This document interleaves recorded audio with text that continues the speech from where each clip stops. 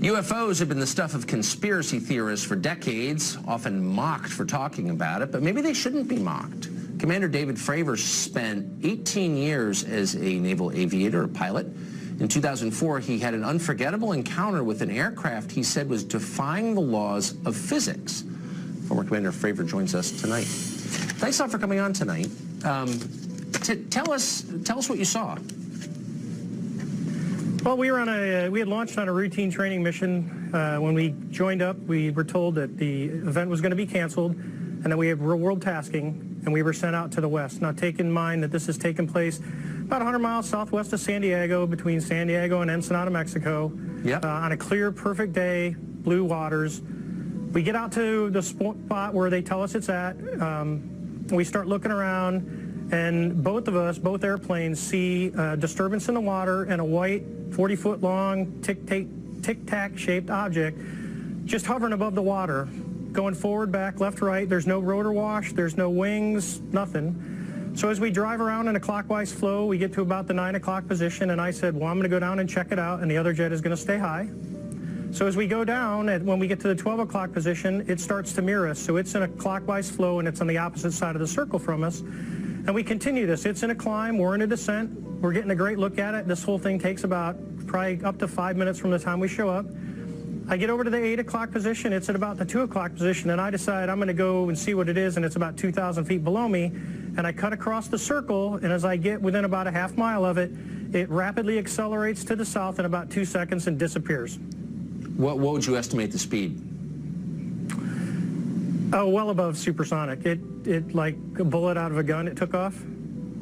So from what you know about aerodynamics, mechanics, physics, should this be possible, what you saw? Not with the technology that we have today. Not at all.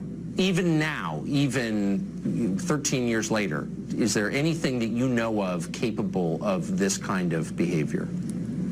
No, there's nothing I know of. I mean, when we saw the video with the IR, it has no exhaust, no discernible things of anything form of propulsion. And this thing came from a dead hover over the water, just kind of moving around, to a climb up to about 12,000 feet to rapidly accelerating away in a climb, and in less than 2 seconds it was gone. And you figure you're talking 50 miles of visibility, and you can easily see an object that size easily out to 10 miles, and it just disappeared in seconds. What would be the effects on a human pilot of the G-forces involved in that altitude change?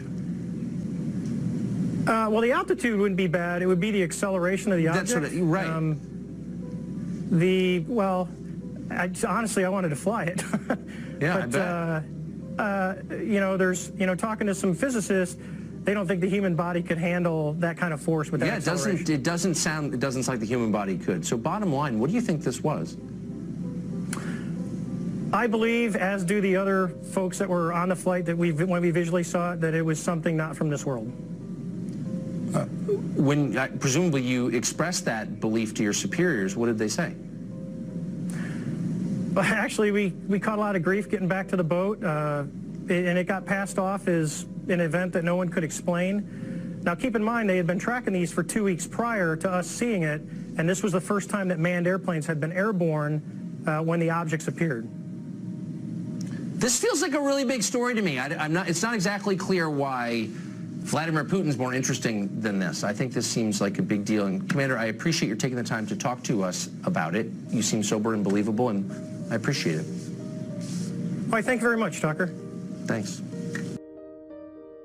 All right, so very, very interesting. And although, like most of the mainstream media, the host of this show seems to kind of brush it off in the beginning, I think throughout the interview, this pilot does a good job of explaining and emphasizing the importance of this mysterious craft that he had encountered, he and others, speaking about how there was a whole fleet out there, which obviously should be one of the main key points of the interview that should be taken away, which is that this is not just a singular object being spotted by these jets out there. We are talking fleets here, and that is truly amazing.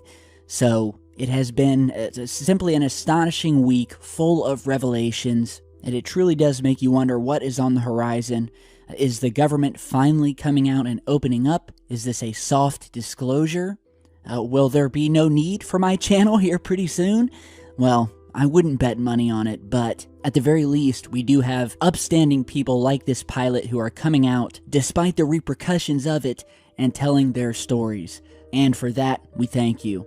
So, again, thank you guys for stopping by today. I want to thank you all for sending me in your footage tonight of this amazing test display over the West Coast. Keep sending in your footage, no matter what it is, we'll get to the bottom of it. And as always, I will continue to follow up on these developing stories. And one glorious day, we will get the truth. So be sure to stick around for new videos. Follow me on Facebook and Twitter. Go finish your Christmas wrapping, and I will see you guys back in just a bit.